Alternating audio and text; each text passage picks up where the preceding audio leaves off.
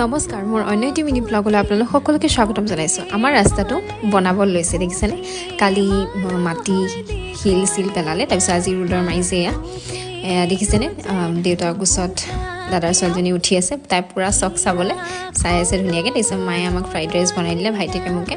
খালোঁ গ'লোঁ তাৰপিছত আজি জিম নগ'লোঁ যিহেতু ঘৰত বহুত আমাৰ ঘৰতো কাম হৈ আছিলে কাৰণে খেচেং মেচেং হৈ আছিলে মায়ে ইডলিও বনাইছিলে ইডলি খালোঁ